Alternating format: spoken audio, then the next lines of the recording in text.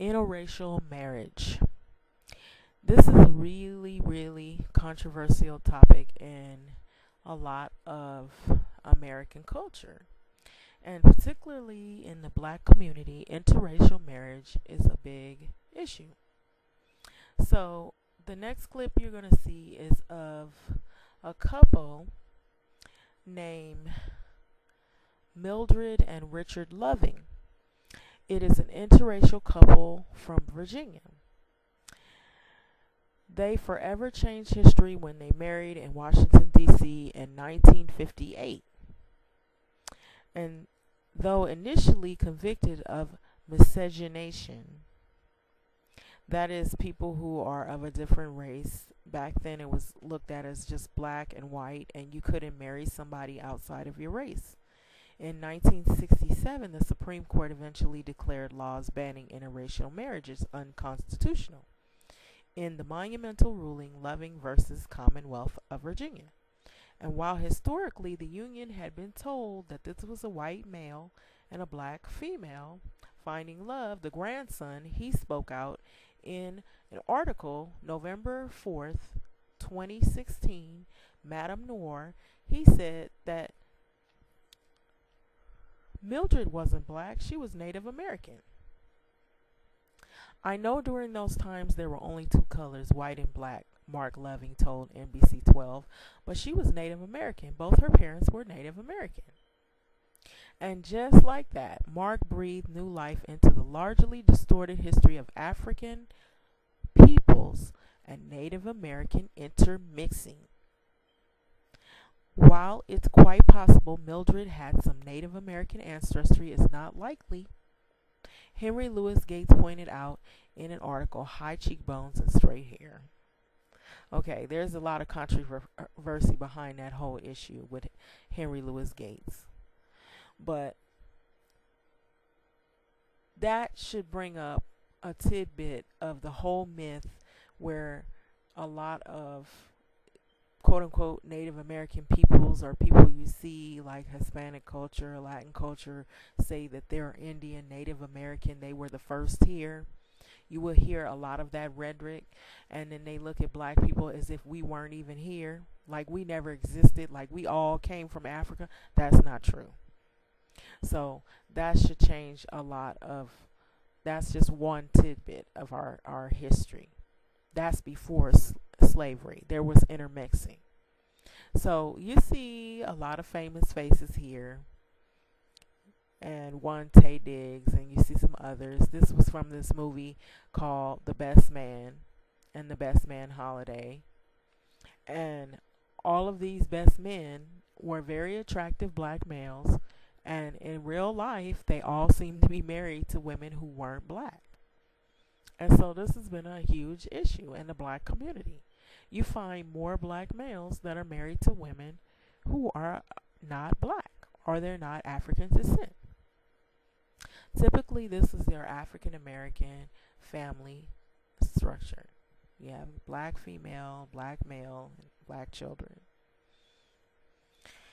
And a lot of this is coming from racial oppression and racism in America, which some of us, if you don't know, black people have been targeted for many years, many decades, and even still today, we're targeted through gun violence, through racism, through discrimination, lower wage, lower pay, their sexism, their sexualization of black females, black males.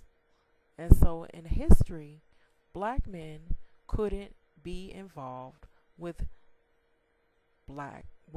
they could be involved with black females but not white females. So they would get lynched, they would get beat, they would get tortured if they were involved with white females. So there was a lot of stereotype about black males and the sexualization of them, and also the black female and the sexualization of her. So if a black male was with a white female, if he was even looking at a white female, he was lynched, he was murdered, he was beat. If a white female lied and said she was raped, they would all have a lynch mob and get lynch mob justice. black female, she would be raped by the slave master. There would be kids, and then she would be brutalized and tortured by the slave master's wife. So, in this time, in this inner cities, we're going to move it up years, decades, and decades, and centuries later. You have this problem with this, what they all coin is black on black crime. Now let's look at this here. You have Crips, Bloods, and then you have other cities that have gangs. They may not be coined or are called Crips and Bloods. They could be called the Warlords or the Vice Lords. Primarily, they always use Chicago. Bill O'Reilly will always use Chicago as his primary concern for black on black crime. And there's always statistics about black people killing black people. Well, why is that? Black boys who are impressionable, they don't have role models, they don't have good schooling, they're in poor communities, dilapidated housing. Their only role models are pimps, hustlers, players, and drug dealers, and gangbangers who are getting the money. No positive role models, maybe some, but very few. And fast money, if you're in a poor situation, you don't have any food to eat, who is going to be the one you're going to look up to? 80s, 90s is rolling around. So you have your Crips and Bloods in inner cities, and then you have all of your drugs coming from neighborhoods that aren't in your city. Countries, maybe Latin countries, where, well, no, we won't say maybe. A lot of the drugs were coming from Mexico. A lot of them were coming from Colombia. A lot of the drugs were coming from Peruvian. Peru, and from Latin countries where they cultivate drugs. You had crack cocaine, which was the war on drugs that comes along. You have the Reagan administration, the Bush administration, the Clinton administration, and they had this big thing about 3 strikes you're out, the war on drugs. You could look it up. CIA being behind the whole issue with the Contras and the war on drugs and black people and all these conspiracies, which turned up to be very true. So, the war on drugs is a war on us. You have these people protesting who are protesting on behalf of people in these low-income neighborhoods who are marginalized. They're people of color, poor people, poor white people, but primarily poor blacks and poor Hispanics. A large number of black males are incarcerated. They always want to know why black women are single. Why do they have a breakdown in their family structure? Why is it that the black woman is raising the kids by herself? Why does she have to seek out public assistance and child support? Well, do you see what's happening with this black male? Many black males ended up like this.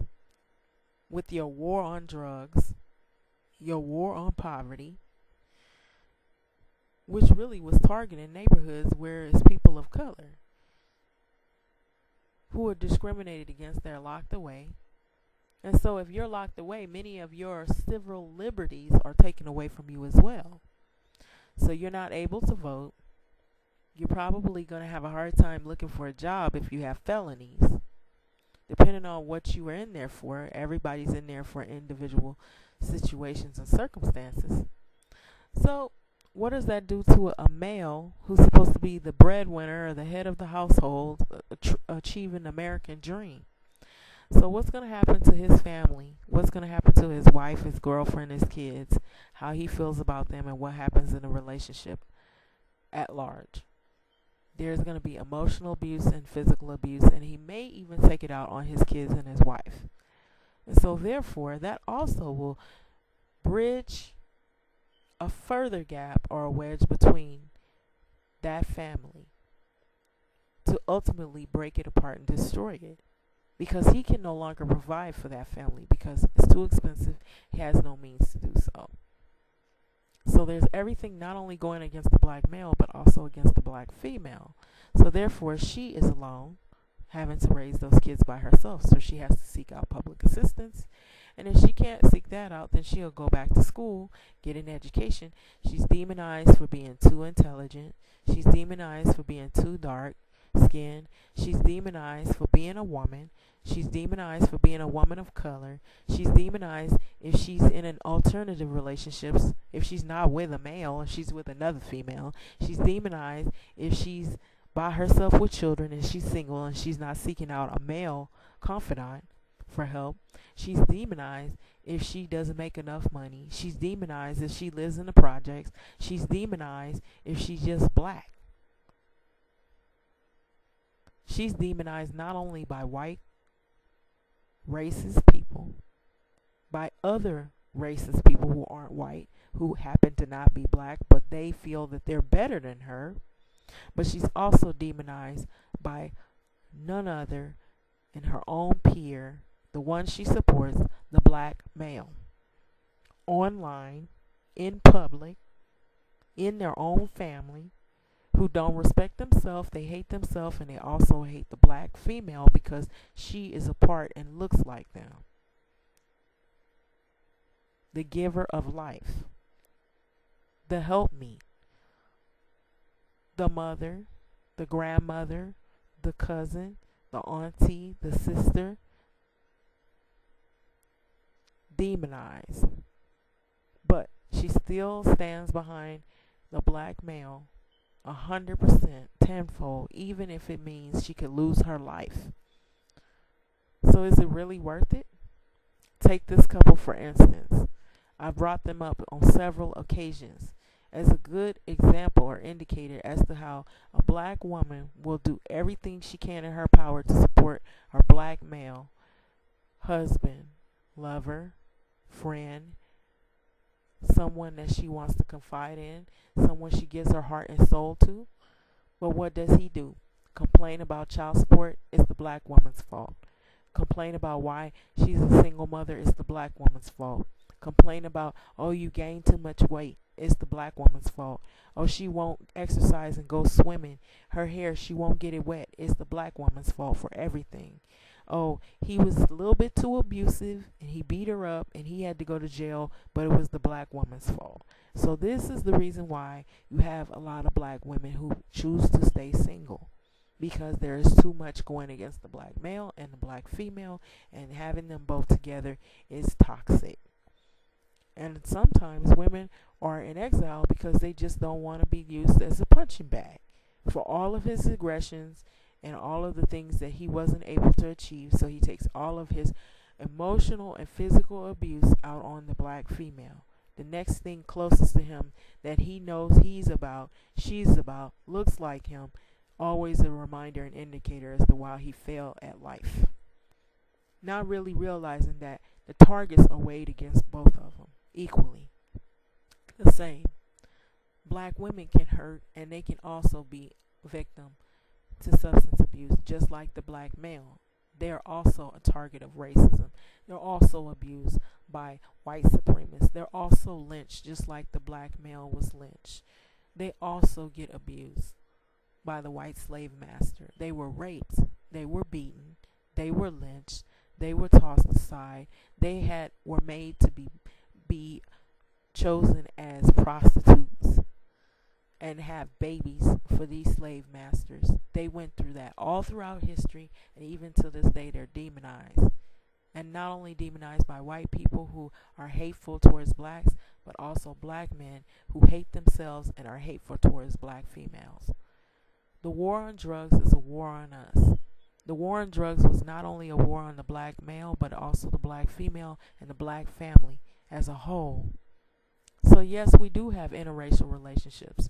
Black men sometimes wants to be in relationships with women who aren't black, and black females want to be in relationships with men who aren't black.